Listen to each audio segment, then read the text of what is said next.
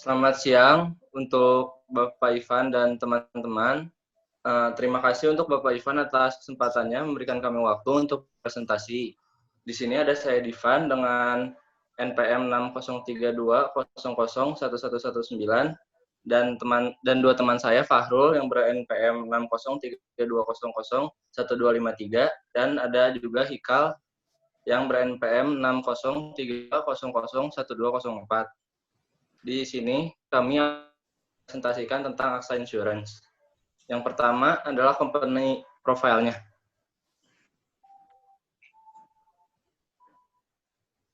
Di sini ada company profile dari AXA Insurance.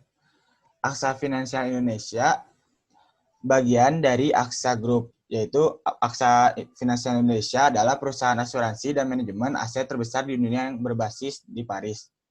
AXA Insurance terdiri dari 171.000 karyawan, 157 nasabah di 61 negara. AXA Insurance menawarkan solusi perlindungan bagi perseorangan maupun korporasi dalam bentuk asuransi jiwa, asuransi umum, dan manajemen aset melalui jalur. AXA Insurance diakui oleh Interbrand sebagai merek asuransi nomor 1 di dunia selama 10 tahun berturut-turut. Setelah itu, ada Pestel and SWOT Analysis dari AXA Insurance. Yang pertama, Pestel terlebih dahulu, yaitu ada politik. Faktor politik merupakan peran penting dalam menentukan faktor-faktor yang dapat mempengaruhi profitabilitas jangka panjang negara atau pasar tertentu. AXA beroperasi tidak menerapkan lebih dari negara yang mengekspos dirinya pada berbagai jenis lingkungan politik dan sistem politik. Yang kedua, ada ekonomi. Faktor ekonomi makro seperti tingkat inflasi, tingkat tabungan, suku bunga, nilai tukar mata uang asing, dan siklus ekonomi menentukan permintaan agregat dan investasi agregat dalam suatu perekonomian. Sedangkan faktor ekonomi mikronya seperti norma persaingan mempengaruhi keunggulan bersaing perusahaan. Yang ketiga, ada sosial. Peningkatan kesadaran akan asuransi dan meningkatkan populasi pensiun.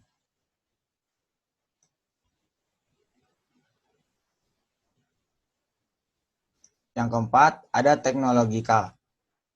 Kemajuan internet membuat konsumen lebih kritis dalam pengambilan keputusan. Dan perkembangan teknologi sedang merevolusi praktik dan harapannya konsumen bisa membuka web asuransi di mana saja. Setelah itu ada faktor environmental, yaitu lingkungan. Perubahan iklim memiliki resiko dalam menyebabkan bencana alam. Diversifikasi aset berbasis batu bara menjadi energi hijau untuk ditangani masalah pemanasan global. Yang terakhir ada legal, yaitu hukum. Undang-undang antitrust di Indonesia not applicable dan secara keseluruhan di negara ini. Yang kedua, hukum diskriminasi. Dan yang ketiga, hak cipta, paten, atau hukum kekayaan intelektual. Setelah itu, ada SWOT analysis, yaitu ada strengths, opportunities, weakness, dan threats. Yang pertama strengths, yaitu kekuatan. Mempunyai nama yang besar. Yang kedua, mempunyai anak yang perusahaan banyak di negara sehingga mengurangi risiko bisnis. Yang kedua, ada weakness, yaitu kelemahannya. Ketergantungan kawasan yang berlebihan pada kawasan Eropa. Yang kedua, tingkat atributasi yang tinggi. Yang ketiga, ada opportunities, yaitu peluang dari AXA Insurance. Meningkatnya permintaan di kawasan Cina. Akuisisi dan ekspansi baru, dan sektor manajemen aset. Yang terakhir ada threats, yaitu ancaman. Kebijakan bisnis konservatif baru di US. Yang kedua, penipuan asuransi.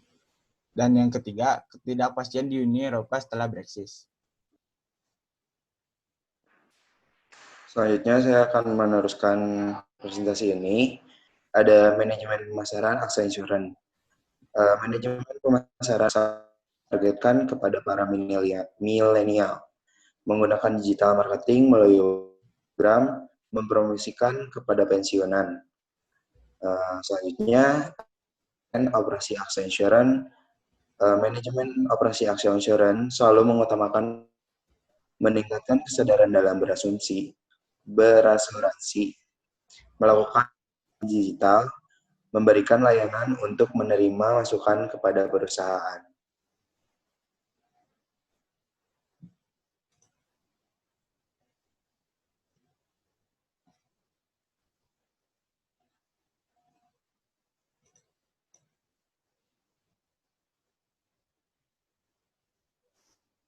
Nah, manajemen tersebut sekarang ada manajemen keuangan. Manajemen AXA Insurance itu pada tahun 2019 pendapatan preminya mencapai 0,9 triliun rupiah. Lalu produk perlindungan asuransi jiwa juga meningkat pada 50% pada tahun 2019. Dan aset AXA Mandiri tercatat sebesar lebih dari 1,2 triliun. Itu pada tahun 2020. Lalu setelah manajemen keuangan, ada juga manajemen modal insaninya. Nah, pada manajemen ini, strategi mereka yaitu membangun pertumbuhan karyawan yang bersih. Lalu mereka juga membuat training kepada karyawan. Dan yang terakhir, mereka membuat training itu untuk meningkatkan development karyawan agar selalu siap menghadapi digitalisasi.